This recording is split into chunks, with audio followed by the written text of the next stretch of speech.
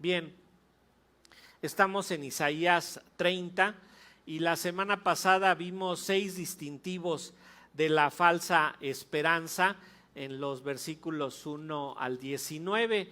Estuvimos hablando cómo es que la falsa esperanza se encuentra fuera de Dios y de su palabra. Cuando encontramos esperanza fuera de la palabra de Dios, fuera de Dios, esa esperanza es falsa. La falsa esperanza causa vergüenza delante de Dios porque como sabemos que no lo buscamos con Dios, sino fuimos a buscar en otro lado, pues por lógica tenemos que salir avergonzados delante de Dios y vamos a querer ocultarnos como lo hizo Adán y Eva ahí desde Génesis. La falsa esperanza, ¿verdad? Debido a que es falsa, tiene que ser destruida por Dios, porque Dios no va a permitir que nosotros tengamos nuestra esperanza puesta en algo que no sea el Dios. No va a tolerar que nuestra esperanza como sus hijos esté puesta en otra cosa. Debido a ello, ¿verdad? Debemos entender que toda falsa esperanza surge de la rebeldía por no querernos someter a lo que Dios dice, por no querer amar de la manera que Dios dice, por no querer ser pacientes como Dios lo está marcando. Debido a que la falsa esperanza surge de la rebeldía, tiene que ser juzgada y castigada. Entonces, cuando alguien pone su esperanza en una falsa esperanza fuera de Dios, en su rebeldía, lo que va a encontrar es juicio, es castigo de parte de Dios, porque se está rebelando en contra de Dios. La falsa esperanza, ¿verdad? Dijimos en la parte final, siempre se opondrá a Dios. Y cuando la falsa esperanza se opone a Dios, Dios va a tener que actuar. Dios demanda una fe paciente, Dios demanda una fe en la que nosotros debamos esperar en Él. Y bueno, hoy vamos a ver lo que es la verdadera esperanza, pero no la vamos a ver de esta manera. Aquí hablamos de distintivos de la falsa esperanza y para poder hablar de los distintivos de la verdadera esperanza, simple y sencillamente tendríamos que hacer lo opuesto a estos 6 puntos que tratamos. Debemos de buscar solo en Dios, debemos de buscar estar frente de Dios, enfrentarnos a Él en obediencia, ¿verdad? Para que entonces, en lugar de que nuestra esperanza sea destruida, sea bendecida por Dios y de esa manera no seamos rebeldes a Él, sino obedientes. En lugar de encontrar juicio y castigo, vamos a encontrar bendición de parte de Dios cuando estamos plenamente sometidos a Él y en lugar de estarnos oponiendo a Él, en lugar de estarnos oponiendo a lo que Él nos quiere dar, vamos a recibirlo con gusto. La verdadera esperanza ahora la vamos a ver desde otro punto de vista. Noten, la verdadera esperanza se muestra en medio de este canto de lamento. Estos son los ayes, ¿se acuerdan? Cada capítulo empieza con una frase de exclamación, ay, y en este caso dice, ay de los que descienden de Egipto. Es un canto de lamento, es un canto fúnebre.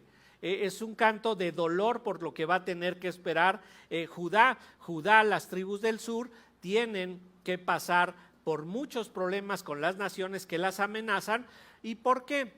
Cuando ellos estén pasando por problemas, por aflicción, por toda esta angustia, es entonces cuando el Señor los tendrá en el lugar que los quiere tener, humillados en el piso, buscando solamente la dirección de Dios. Entonces Dios los va a hacer pasar por todo esto y todos estos pueblos van a atacarlos de tal manera que ellos estén humillados y el mensaje de Dios entonces va a ser escuchado. Y noten esto, el hombre en general, ¿verdad? Siempre quiere ayudarle a Dios, quiere que pensemos que hay una forma de alcanzar la felicidad y que esa yo puedo determinar cuál es.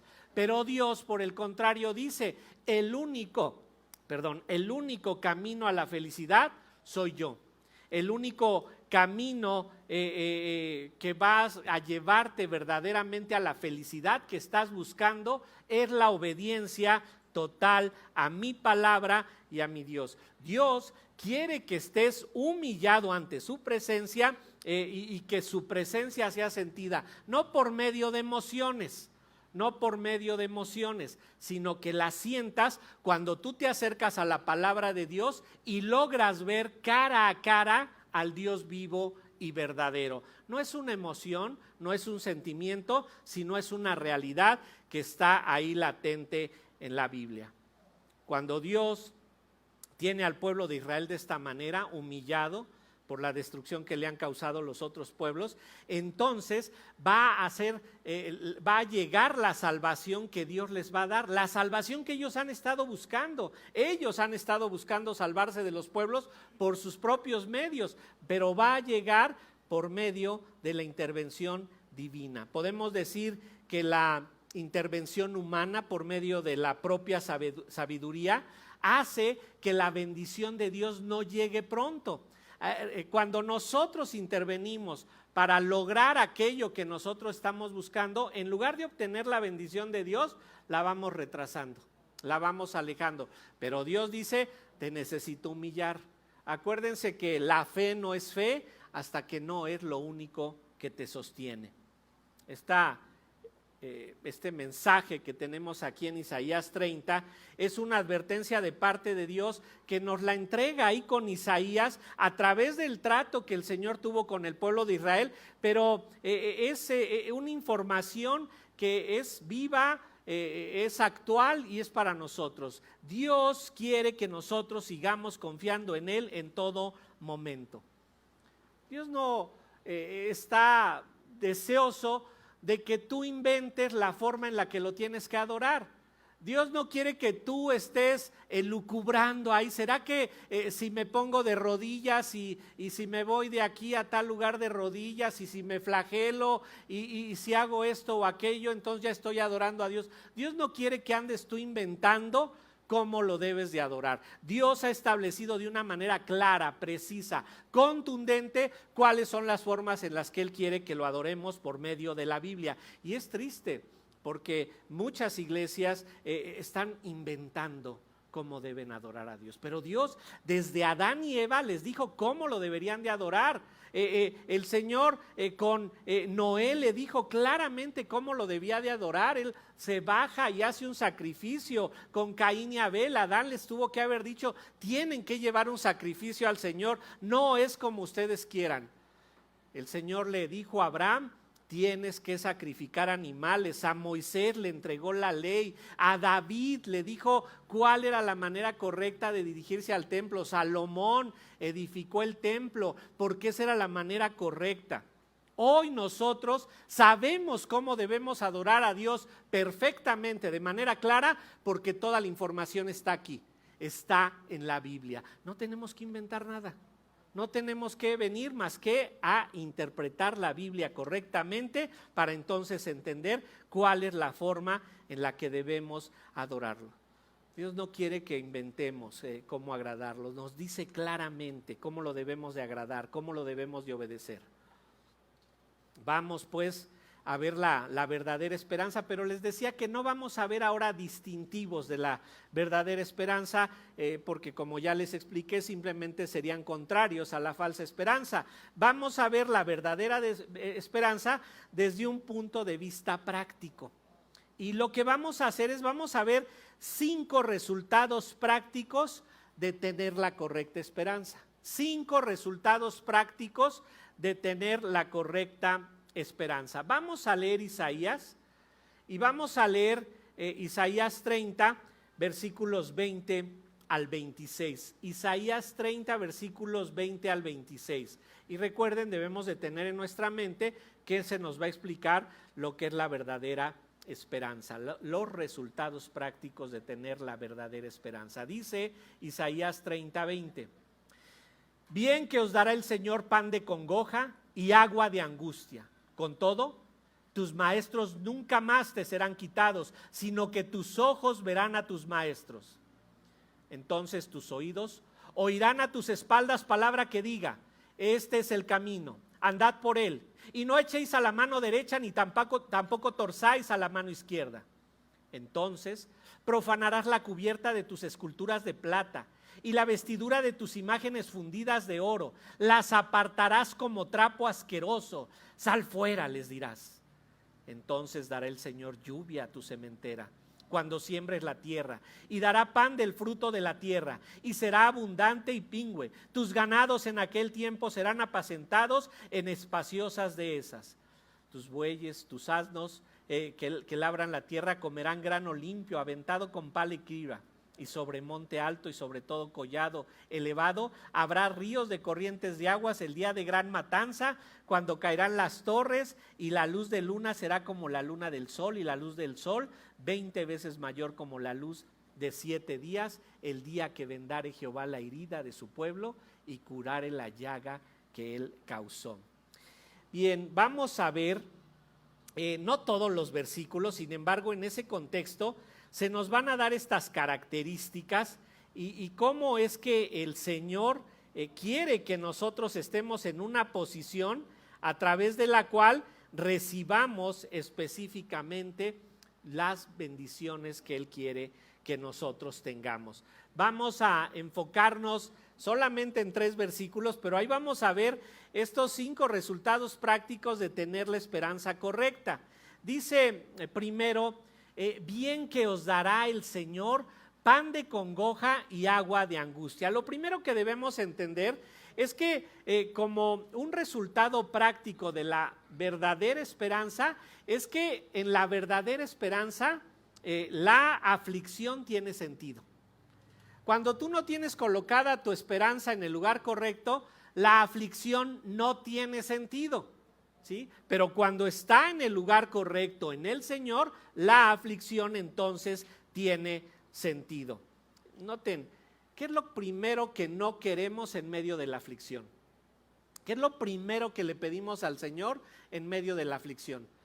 Que nos quite el sufrimiento, que nos quite la prueba, que nos haga pasar a la mejor rápido. Incluso hasta tenemos nuestras frases cristianas bien desarrolladas.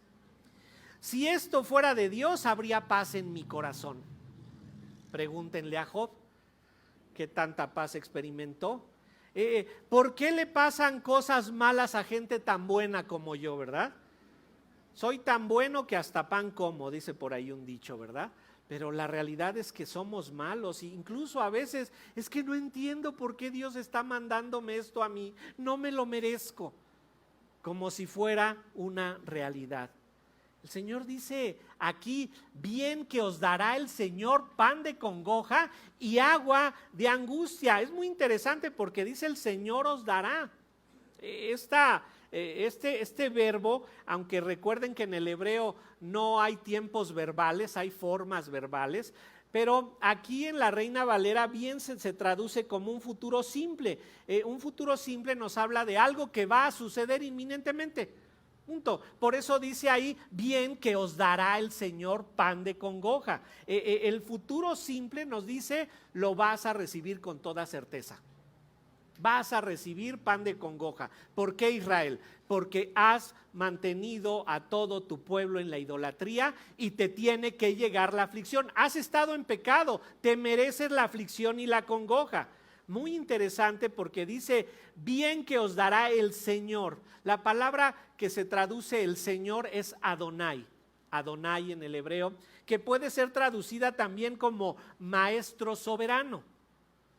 Dice ahí, bien que os dará el maestro soberano pan de congoja y agua de angustia. El Señor sabe que tiene un plan perfecto para las 2 tribus del sur, para Judá. De esas 2 tribus del sur viene la línea mesiánica, de ahí va a salir el Señor Jesucristo. Y el Señor lo tiene claro en su mente.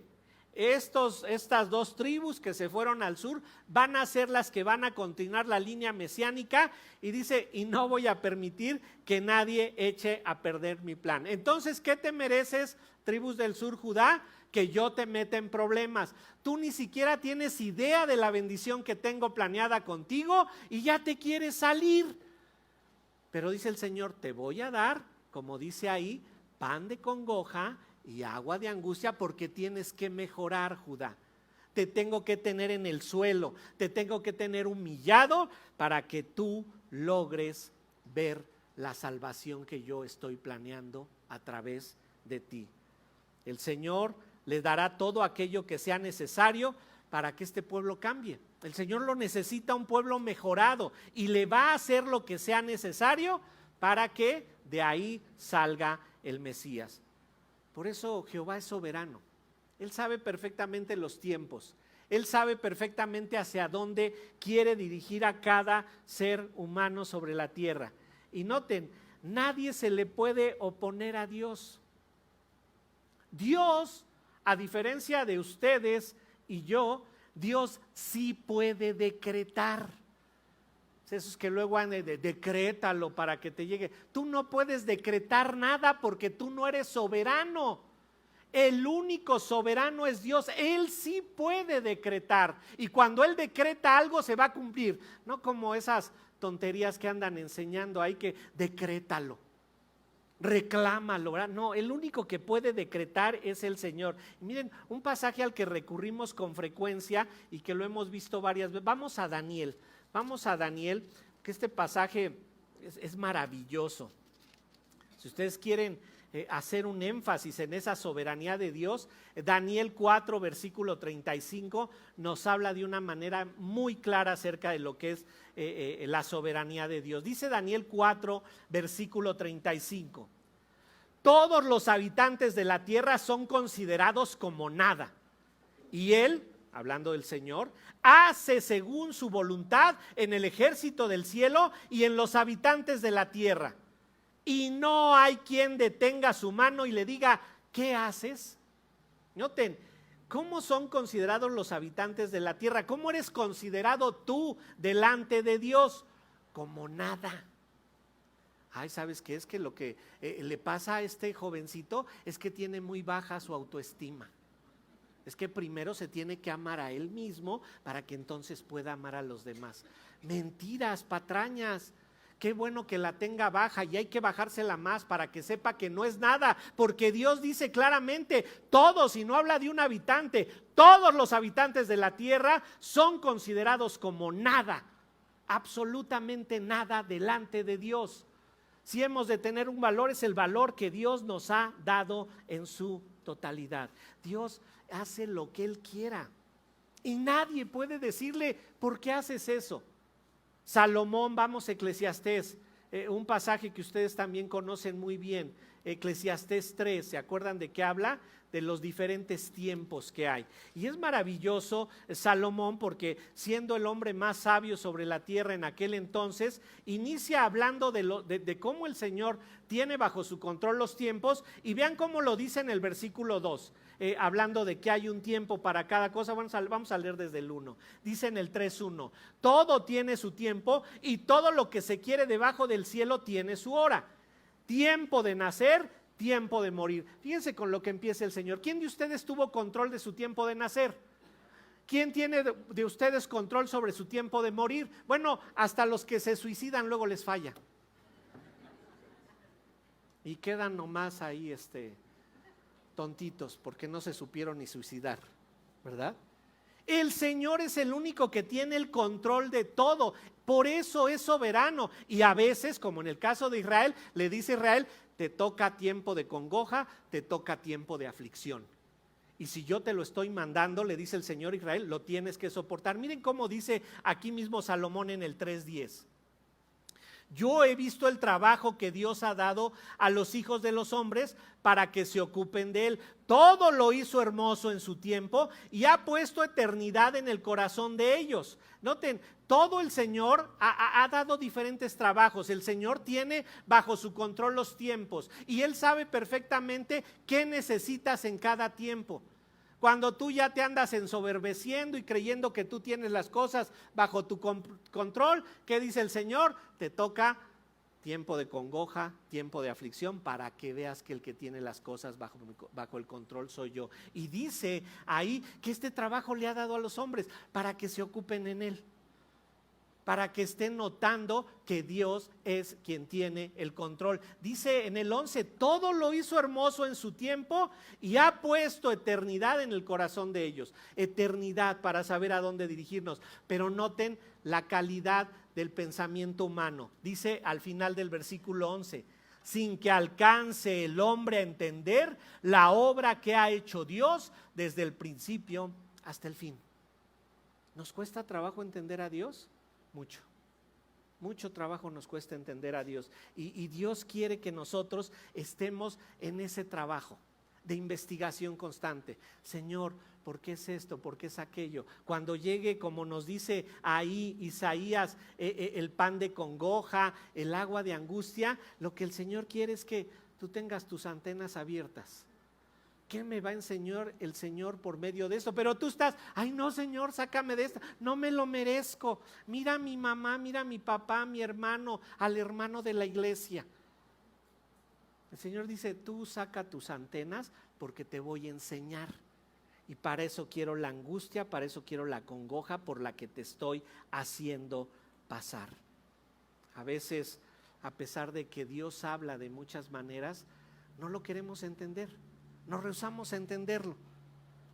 Me encontré una frase por ahí esta semana que decía, antes en las iglesias se predicaba de pecado y la gente se apartaba del pecado. Hoy en las iglesias se habla de pecado y la gente se aparta de la iglesia. ¿Sí? Eso es lo que necesitamos, que Dios nos lo esté recordando. Y noten, dice que va a dar pan de congoja y va a dar ahí agua de angustia. En el primer libro de los Reyes, capítulo 22, versículo 27, se nos habla de que este pan y este tipo de agua se le daba a los presos, ¿sí? Era una manera de torturarlos, ¿sí? Recordarán que al Señor Jesucristo le dan vinagre ahí en la cruz, ¿sí? Le daban este tipo de cosas para torturarlos. Sin embargo, Judá no se va a ir a la prisión, pero sí va a experimentar angustia y aflicción. Dios les dará su tiempo de aflicción y de angustia, pero noten esto, vamos a ver otro resultado práctico de la fe verdadera, de la verdadera esperanza. En medio de todo esto, el resultado que va a dar reconocer que la aflicción y la angustia es parte de la fe verdadera, nos dice ahí que la instrucción sigue siendo necesaria. En medio de la angustia, en medio de la aflicción, la instrucción sigue siendo necesaria. Vean lo que dice Isaías 30:20 en su segunda parte. Con todo, es como si dijera, a pesar de la angustia, a pesar de la congoja que Dios te está dando, con todo, a pesar de ello, tus maestros nunca más te serán quitados, sino que tus ojos verán a tus maestros. Vean esto. La falsa esperanza nunca te llevará al conocimiento de Dios. No vas a aprender nada de Dios, porque ¿sabes qué va a hacer Dios con todos esos planes que tú tengas? Los va a frustrar, porque tú no lo quieres ver a Él. Y dice el Señor, yo voy a frustrar todos tus planes hasta que entiendas que es aquí conmigo, ¿verdad? Pero dentro de la voluntad soberana de Dios, cuando nosotros comprendemos que todos esos tiempos de congoja y de angustia Dios los ha puesto, es entonces que aprendemos. En medio de esa aflicción, en medio de esa angustia, vamos a aprender. Por eso dice el Señor, con todo, a pesar de esto, tus maestros nunca más te serán quitados. Vean lo que ellos querían. Vamos al versículo 11, ahí mismo en el 30, en versículo 10. Vámonos al versículo 9, perdón. Dice en el versículo 9, porque este pueblo es rebelde, hijos mentirosos, hijos que no quisieron oír la ley de Jehová, que dicen a los videntes, no veáis, y a los profetas, no nos profeticéis lo recto, decidnos cosas halagüeñas, profetizad mentiras, dejad el camino, apartaos de la senda, quitad de nuestra presencia al Santo de Israel. ¿Qué querían estos pueblos? Lo que ellos pensaban, lo que ellos creían, lo que ellos querían, lo que ellos querían sentir. Pero el Señor les dice, por esto te voy a tener que dar el pan de congoja, el agua de angustia, y con todo esto te voy a dejar a tus maestros para que aprendas. Y ahora sí vas a poder aprender de tus maestros. El Señor les va a dar la congoja, les va a dar la aflicción con una intención, que aprendan, que reconozcan a este Dios. Vamos al Salmo 102, porque aquí el salmista nos comparte la angustia que tiene, pero noten su clamor. Vamos al Salmo 102, versículo 1. Salmo 102, versículo 1. Es muy importante leer siempre los títulos de los salmos. Dice en el Salmo 102 su título, oración del que sufre, cuando está angustiado y delante de Jehová derrama su lamento. ¿A dónde tienes que ir en la angustia? Delante de Jehová derramar tu lamento. Y vean lo que dice, versículo 1. Jehová, escucha mi oración y llegue a ti mi clamor. No escondas de mí tu rostro en el día de mi angustia. Inclina a mí tu oído. Apresúrate a responderme el día que te invocare. El salmista está en aflicción, pero él sabe que tiene que ir a Dios. Él no entiende la aflicción, como tú y yo muchas veces no la entendemos. No entiendo por qué estoy pasando por esta situación, pero el salmista dice, el único que me lo puede resolver es Dios. Y en medio de la angustia, en medio de la aflicción, lo que más necesitamos es ese conocimiento de Dios. Ay, pastor, es que cuando me peleo con mi mujer y con mi esposo, no me dan ganas de leer la Biblia. No se trata de ganas, se trata de obediencia. Vas y buscas la dirección del Señor por medio de la Biblia. Y el salmista va ahí, noten, en medio de la aflicción, en medio de la angustia, lo que más se necesita es la instrucción de Dios. Vamos a Santiago. Se lo repito mucho, pero es increíble este pasaje entre más se estudia. Noten, está hablando Santiago en el capítulo 1 de cómo es que debemos de tener gozo cuando estamos en diversas pruebas. Pero sabemos que en las pruebas nos concentramos en el tipo de aflicción que estamos sintiendo. Creemos que en medio de la prueba lo que me falta es dinero. Creemos que en medio de la prueba lo que me falta es salud. Creemos que en medio de la prueba lo que me falta es que me lleve bien y lo que me falta es que me cambien de esposa. Y con eso ya voy a estar bien. Que me cambien de maestro en la escuela, porque yo no aprendo por culpa del maestro. Él es el que tiene la culpa, ¿verdad? Pero nos dice Santiago que lo único que puede hacer falta en medio de la aflicción es algo. Dice en Santiago 1:5, y si alguno de vosotros tiene falta de sabiduría, pídala a Dios, el cual da a todos abundantemente y sin reproche, y le será dada. ¿Se dan cuenta? El Señor sabe que lo único que nos está haciendo falta en medio de la angustia, en medio de la congoja, en medio de la aflicción, es sabiduría. Y ojo, no te tienes que ir a inscribir a ninguna universidad. La verdadera sabiduría proviene de lo alto, del Padre de las luces. El Señor es el que nos va a dar la sabiduría que necesitamos. En medio de la aflicción, entonces, lo que debemos de voltear a ver es a los maestros. Dice ahí en Isaías 30:20 que los maestros nunca serán quitados, y noten, sino que tus ojos verán a tus maestros. ¿Para qué quiere el Señor tenerte en aflicción? Para que logres ver lo que te están enseñando tus maestros. ¿Quién es el maestro? Decíamos, Adonai. El maestro supremo, Él es el que te quiere enseñar, porque tú necesitas mayor conocimiento de Dios. Tú necesitas esforzarte en tener mayor conocimiento de Dios. Dios siempre ha querido que lo escuchen, y este pueblo no ha querido escuchar, como leíamos ahí en los versículos anteriores. Pero vean desde Deuteronomio, vamos a Deuteronomio y vamos a leer en el capítulo 5, Deuteronomio 5.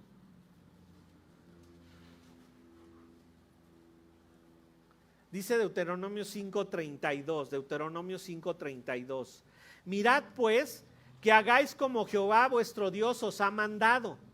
No os apartéis a diestra ni a siniestra. Andad todo el camino que Jehová vuestro Dios os ha mandado, para que viváis y os vaya bien y tengáis largos días en la tierra que habéis de poseer. Muy interesante, no se vayan ni a la derecha ni a la izquierda, anden por el camino correcto, no se pierdan, sigan la rienda, por ahí es, derechito, es por medio de la palabra. El Señor es lo que quiere, manda esa aflicción para que entonces estés dispuesto a escuchar. Y noten el tercer resultado práctico, en medio de esta aflicción, en medio de esta prueba, la instrucción va a ser comprendida.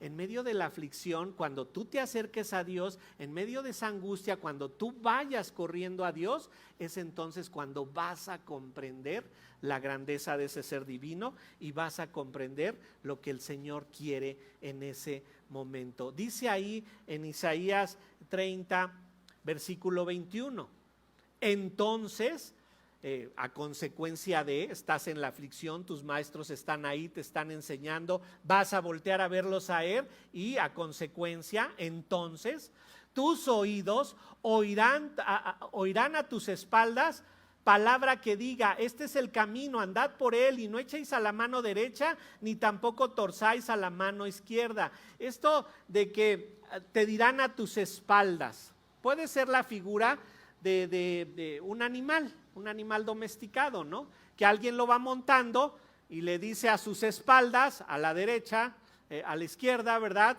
Sigue el camino de frente, dice ahí, entonces tus oídos oirán a tus espaldas palabra que diga, este es el camino.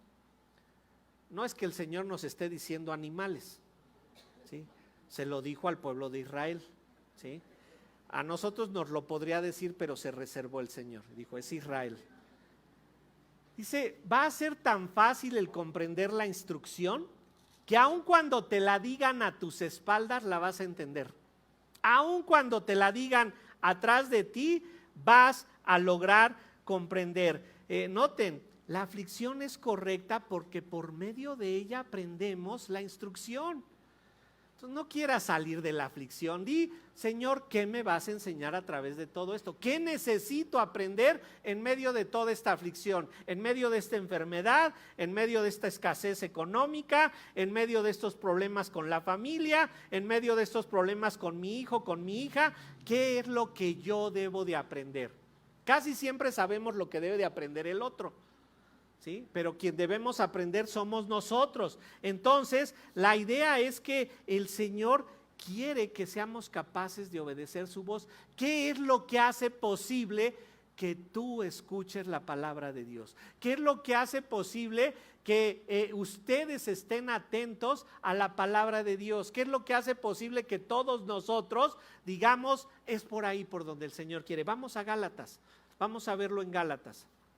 En Gálatas, vamos al capítulo 5, ustedes conocen ese pasaje, pero vamos a verlo con esta perspectiva. Gálatas 5, vean lo que dice el versículo 16. Gálatas 5, versículo 16. Digo pues, andad en el Espíritu y no satisfagáis los deseos de la carne, porque el deseo de la carne es contra el Espíritu y el del Espíritu es contra la carne. Y estos se oponen entre sí para que no hagáis lo que quisieres. Pero si sois guiados por el Espíritu, no estáis bajo la ley. Y manifiestas son las obras de la carne, que son adulterio, fornicación, inmundicia, lascivia, idolatría, hechicería, enemistades, pleitos, celos, iras, contiendas, disensiones, herejías, envidias, homicidios, borracheras, orgías y cosas semejantes a estas, acerca de las cuales yo os amonesto, como ya lo he dicho antes, que los que practican tales cosas no heredarán el reino de Dios. Mas el fruto del Espíritu, contraste, es amor, gozo, paz, paciencia, benignidad, bondad, fe, mansedumbre, templanza. Contra tales cosas no hay ley. Pero los que son de Cristo han crucificado la carne con sus pasiones y deseos. Si vivimos por el Espíritu, andemos también por el Espíritu. No nos hagamos vanagloriosos, irritándonos unos a otros, envidiándonos unos a otros. ¿Qué es lo que hace posible que nosotros escuchemos la palabra de Dios? El deseo de vivir de acuerdo al Espíritu. Ese debe ser tu deseo. No quiero andar conforme a los deseos de la carne, sino conforme a los deseos del Espíritu. Pero, ¿qué era lo que estaba haciendo el pueblo de Israel acá? ¿Se acuerdan? Leímos en el versículo 11, en el 30:11, deja el camino, apártense de la senda, quita de nuestra presencia al Santo de Israel. ¿Qué es lo que pasa cuando tú estás en pecado? Lo menos que quieres es ir a la palabra de Dios. Tú quieres que el Santo de Israel sea quitado. porque estás concentrado en ti. Pero el Señor dice, ese es el momento para ir a la palabra de Dios. Ese es el momento para que vengas a mí. Ese es el momento para que pidas una consejería. Tú no puedes solo. Requieres de mi instrucción. Pero si estás en la posición de estos israelitas de no me digan que soy pecador, no me digan que estoy mal. Algunos, como les he dicho antes, que dicen, pues ¿para qué voy con el pastor? Ya sé que estoy mal. Ya sé qué me va a decir. O sea, te quieres mantener siguiendo a tu carnota. ¿Te das cuenta? Cuando lo que va a hacer que recibas aquello que estás buscando es que andes por el Espíritu. Cuando nosotros vamos delante de Dios, no nos vamos a apartar del camino, sino que lo vamos a obedecer perfectamente. Y aun cuando escuchemos a nuestras espaldas, vamos a obedecer. Dios nos mete en una situación problemática y difícil hasta que seamos obedientes, completamente obedientes. Y tal vez a veces nos mantenemos en pecado, como ya lo hemos dicho, porque piensas que no pasa nada. Bueno, sigue esperando. Si eres hijo de Dios, va a pasar. Y esto es lo que debemos aprender. La aflicción permite que nosotros tengamos el único deseo de la obediencia. El incrédulo no lo puede aceptar. El que pone su esperanza en la falsa esperanza no puede tener este deseo. No puede querer venir aquí. La verdadera esperanza es la que nos lleva al conocimiento. Pero noten nuestro cuarto resultado práctico. En medio del sufrimiento comprendemos la totalidad de Dios. En medio del sufrimiento comprendemos la totalidad de Dios. Comprendemos todo lo que es Dios. Comprendemos todo lo que Él es y todo lo que Él hace. Dios no quiere que lo conozcas superficialmente.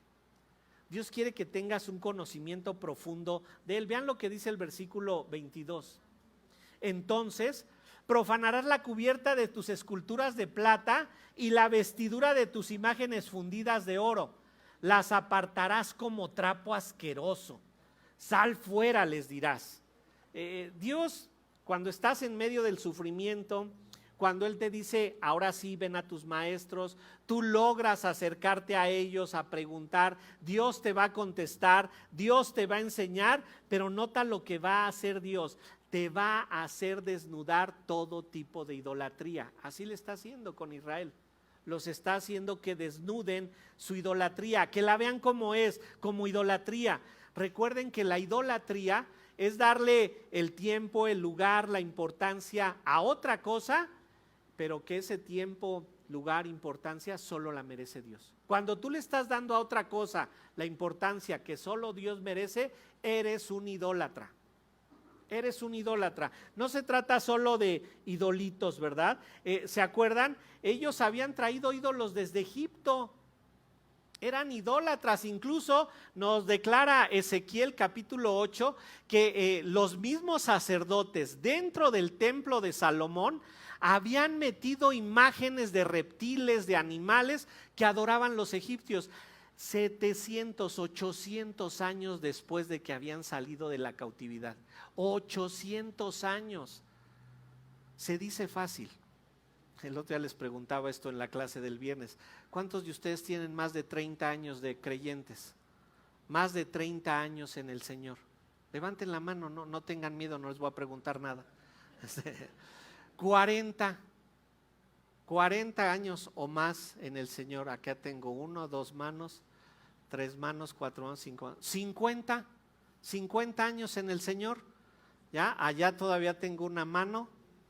¿Ya? 60. Habían pasado 800 años.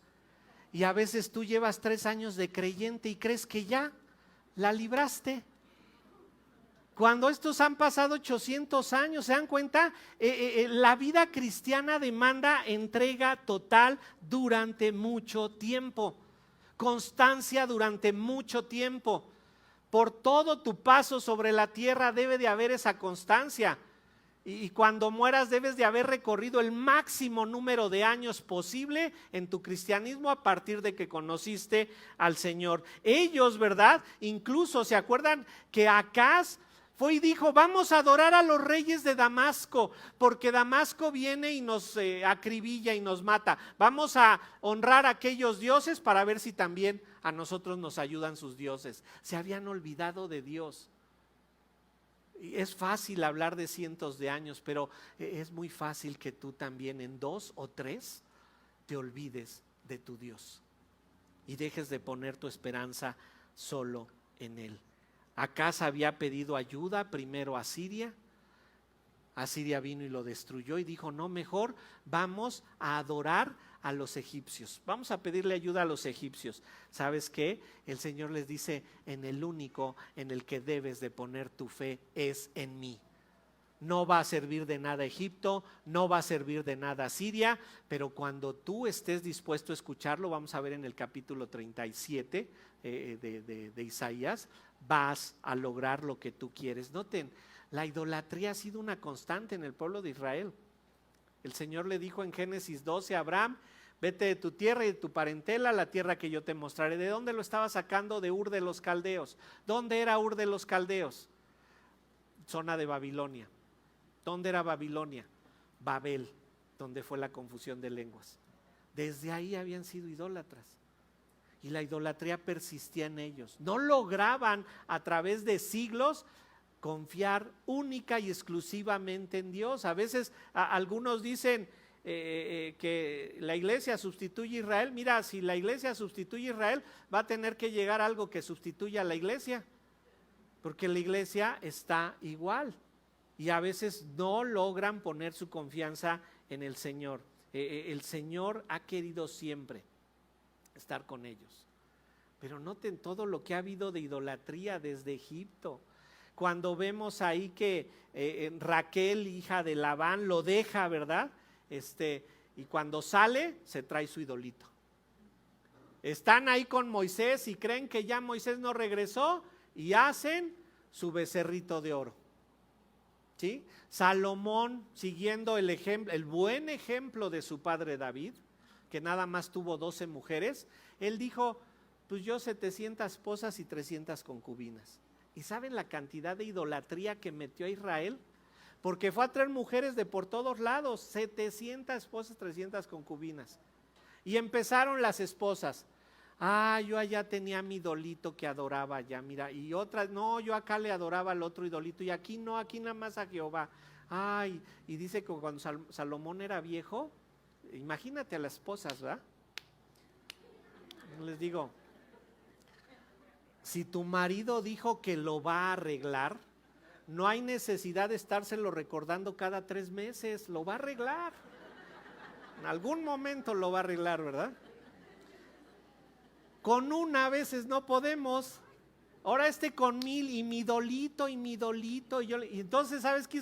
Tráiganse ya sus ídolos. Y toda la idolatría que metieron ahí, Salomón va a hacer que entre todo esto. De hecho, los reyes son evaluados en su nivel de idolatría. Algunos reyes hacían lugares altos, y eso de lugares altos, donde había un montículo, una parte alta, ponían a veces un árbol. Ustedes han visto en algún lugar esa imagen, que hay un montículo y un árbol en la punta, ¿no? Y un árbol frondoso ahí. Bueno, ahí ponían un adoratorio. Y muchos reyes, siguiendo toda esta corriente de Salomón y todo lo que les había dejado, ponían adoratorios a otros dioses. Y entonces así lo van a hacer muchos reyes, los del norte todos, los del sur algunos y otros no. Cuando llegue Ezequías va a derribar todos los montes, los lugares altos, todos los adoratorios que pusieron ahí, y va a decir solamente a Jehová. ¿Por qué? Porque cuando Dios te mete en esa angustia, en esa aflicción, te hace ver a tus maestros, te hace recurrir a ellos, permite que en ese estado de aflicción tu entendimiento crezca. Y es entonces cuando derribas todo ídolo que tú te pongas enfrente. Pero como ya les dije, la idolatría no es solamente un idolito de barro, de madera. Es aquello a lo que tú le entregas el tiempo que solo pertenece a Dios, el lugar que solo Dios merece. Y miren, vámonos al Nuevo Testamento, vamos a Colosenses. Ahí se nos describe la idolatría junto con otros pecados. Vámonos a Colosenses 3, este pasaje lo han escuchado. Dice ahí en Colosenses 3, versículo 5. Colosenses 3, versículo 5. Haced morir pues lo terrenal en vosotros: fornicación, impureza, pasiones desordenadas, malos deseos y avaricia, que es idolatría. No solo la avaricia es idolatría, todos estos pecados vienen en ese paquete que son la idolatría. Pero miren, vamos otra vez a Gálatas, al mismo pasaje que leímos hace un rato. Vámonos a Gálatas 5. Y noten cómo en este paquete de la idolatría vienen todos estos pecados, en donde podemos decir que la idolatría es equiparada junto con todos estos pecados. Gálatas 5:19, dice Gálatas 5:19, y manifiestas son las obras de la carne, que son adulterio, fornicación, inmundicia, lascivia, idolatría, hechicerías, enemistades, pleitos, celos, iras, contiendas, disensiones, herejías, envidias, homicidios, borracheras, orgías y cosas semejantes a estas, acerca de las cuales os amonesto, como ya os lo he dicho antes, que los que practican tales cosas no heredarán el reino de Dios. ¿Se dan cuenta? El paquete de todos estos pecados, que va incluida la idolatría, y dice: los que hagan esto no heredarán el reino de los cielos. Y es interesante que dice cosas semejantes a estas, porque de segurito tú vas a salir con que: ay, no, yo no soy borracho, yo nomás me pongo contento, ¿verdad? Dice cosas semejantes a estas. No soy lascivioso, pero pues abrí la página en internet y salió. Pues ya que iba a ser yo, ¿no? Pero no soy lascivioso ni tengo pornografía en mi mente. No te engañes. Dice ahí: y cosas semejantes a esas, en donde dice que los que practican tales cosas no heredarán el reino de Dios. Punto. Y ahí viene incluida la idolatría. Ahí está la idolatría. Y noten, es muy interesante porque dice adulterio, fornicación, inmundicia, lascivia, que son pecados sexuales, pecados espirituales, idolatría, hechicerías, y otros que yo les puse pecados sociales: enemistades, pleitos, celos, iras, contiendas, disensiones, envidias, homicidios, borracheras, orgías. ¿Sí? ¿Cómo pecados sociales? ¿Cómo idolatría en esto? ¿Cómo es que va idolatría en la enemistad? ¿Cómo es que hay idolatría en los celos, en las iras, en las contiendas, en las borracheras, en las orgías? ¿Cómo es que hay idolatría ahí?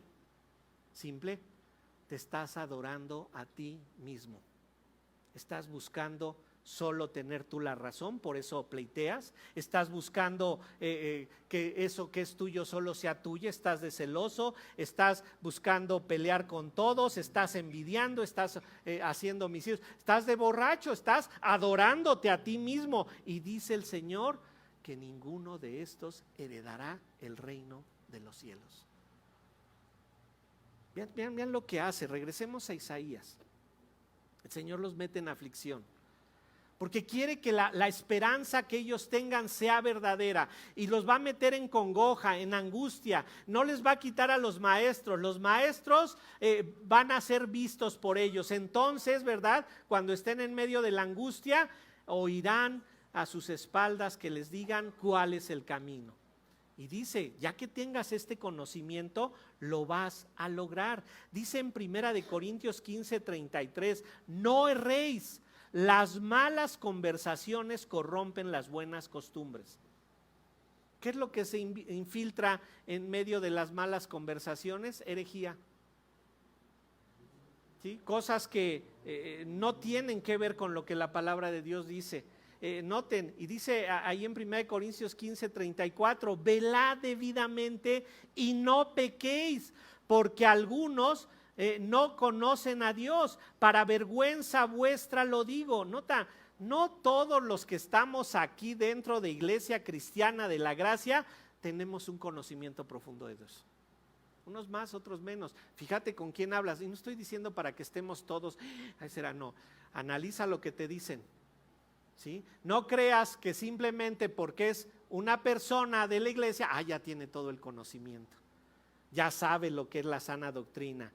No, ¿sabes qué? Nosotros solamente en medio de esa aflicción, en medio de esa congoja, tenemos la capacidad de conocer a Dios. Y ojo, mucho cuidado con esto, porque Cuando nosotros tenemos el conocimiento bien cimentado, es hasta entonces que podemos derribar la idolatría, no antes.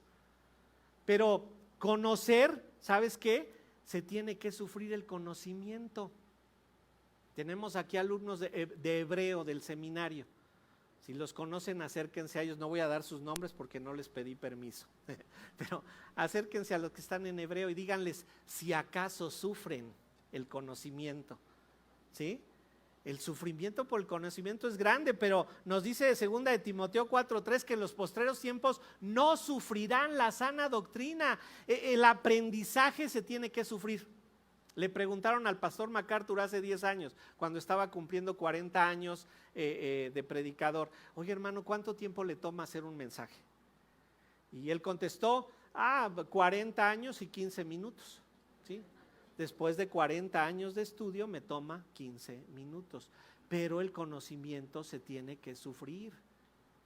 Y miren, ustedes no se meterían con un neurocirujano, ¿verdad? Que les dijera: pues yo me compré un librito ahí de neurocirugía, ¿verdad? Y dice que una rana en la secundaria. Si quieres te opero. Es bien fácil, mira, uno le pega así con el cincel y el martillo y se oye poc cuando revienta. Y ya te puedo sacar el tumor que tienes ahí en el cerebro. Ninguno se atrevería a entrar con un doctor así.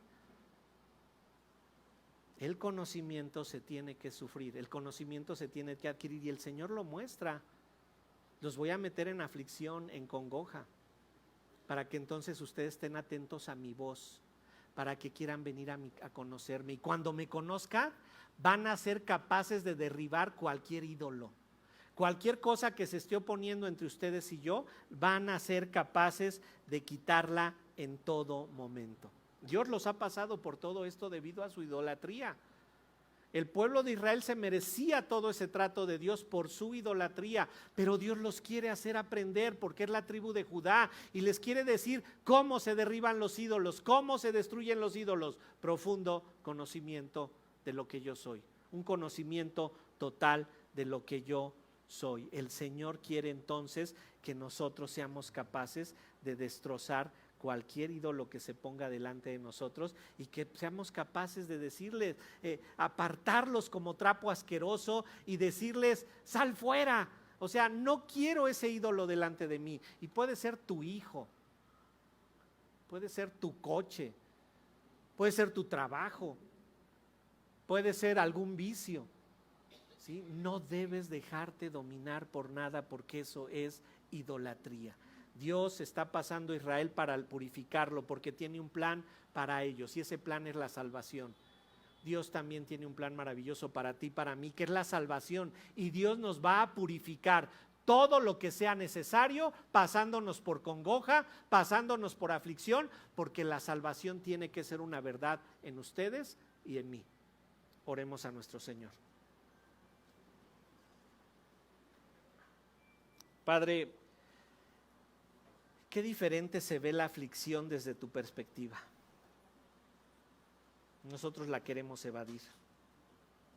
Queremos deshacernos de cualquier prueba, tribulación, enfermedad. Pero tú nos enseñas que tú la mandas, Señor, porque tú tienes al control cada detalle de nuestra vida. Tú eres un Señor soberano. Tú eres el Maestro soberano. Tu mayor interés es que comprendamos lo dañino que es el pecado. Como Padre amoroso, tú vas a hacer todo lo que necesitemos desde tu perspectiva para sacarnos de nuestro pecado. Ayúdanos a comprender que nos debemos alinear a tu voluntad, no pedir que se haga, sino alinearnos a ella. Tú nos amas, Señor.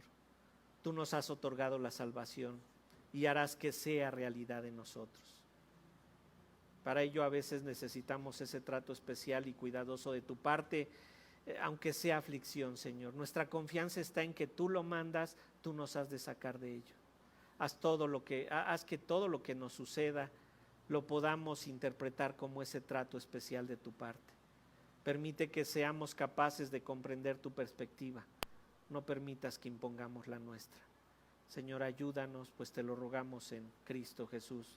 Amén.